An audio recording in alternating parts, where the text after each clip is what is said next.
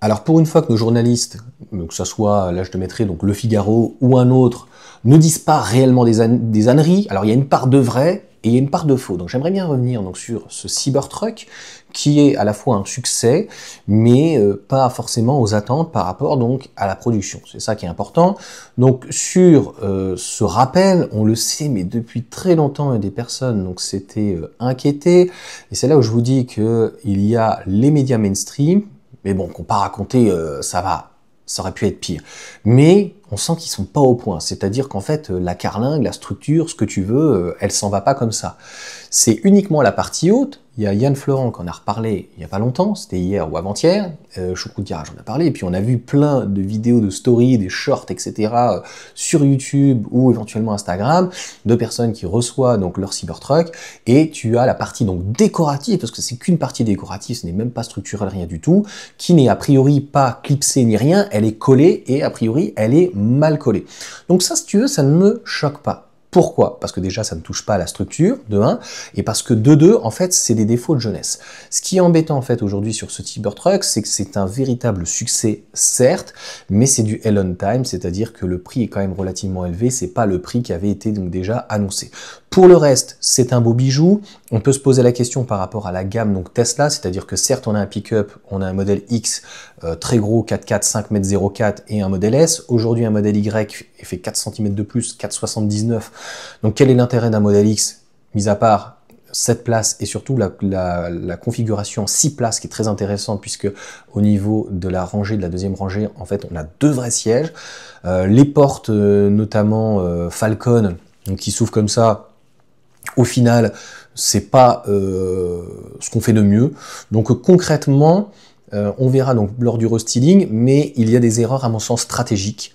Prix, le pick-up à l'intérieur, je le trouve magnifique, rangé avant, à l'arrière, tableau de bord, il est d'une simplicité, il aborde en plus de nouvelles technologies, donc ça serait bien que le modèle S donc il y a certaines rumeurs, donc au-delà du restyling, qui disent que le modèle S pourrait reprendre le châssis du Roadster, et le modèle X éventuellement donc le Cybertruck. C'est aussi ça qui est dommage, c'est-à-dire que le Cybertruck il est parti un peu solo, et il y a des nouvelles technologies qui vont être abordées dans les nouveaux véhicules, donc dénivelés vers le bas, bien sûr, le V2Z, le V2G, non c'est un V2L de mémoire, le 800 volts, le fait qu'il n'y ait plus de colonne donc de direction et que ça soit avec un faisceau, donc que ça soit électrique, voilà pour l'essentiel on va dire.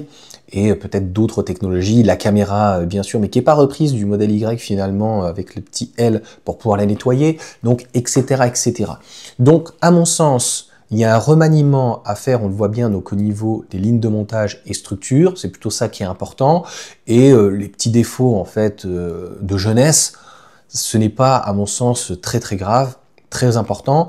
On le voit de toute façon que c'est en train de s'harmoniser, c'est-à-dire que le Cybertruck, le look, surtout avant, a été repris par le modèle Y, va être repris de toute façon pour le Cybercab et va être très certainement repris pour le modèle S, modèle X, et je pense que le modèle 3 n'est pas la priorité, mais elle va arriver avec ce nouveau look aussi en 2026. La boucle sera bouclée quand les V4 passeront donc aux 800 volts. Là, ils devraient passer déjà aux 500 volts grossièrement. Ils le peuvent, donc a priori au niveau des armoires. Et que voilà, on aura donc toutes ces améliorations, roue directrice aussi. Donc ça, c'est vraiment super. Donc là, on a un véhicule qui te change du modèle Y. Le modèle Y qui, le nouveau, a un meilleur rayon de braquage, mais c'est un parpaing le truc. Franchement, là... ils n'en ont pas forcément besoin aux États-Unis parce que les routes sont très larges, parce que les parkings aussi sont très gros.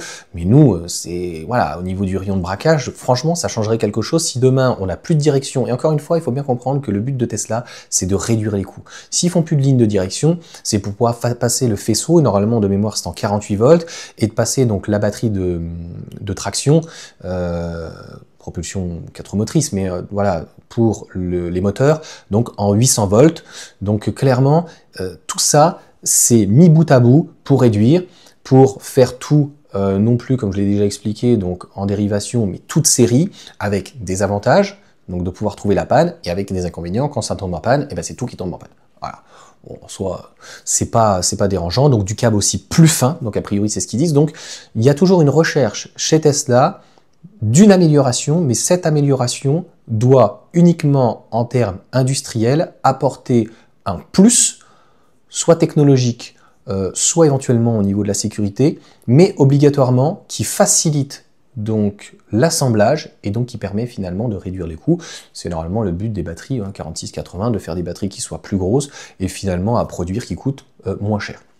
Donc voilà pour cette petite vidéo, je vous souhaite une bonne journée, et je l'aime beaucoup, j'adore l'intérieur, tu imagines l'intérieur du Cybertruck dans un modèle, pas forcément S peut-être, mais du X, donc il y a à mon sens en tout cas, au-delà d'une amélioration, d'une meilleure homogénéité, et alors t'imagines un Cybertruck, l'intérieur du Cybertruck dans un modèle Y, ou un modèle éventuellement Y un peu plus grand.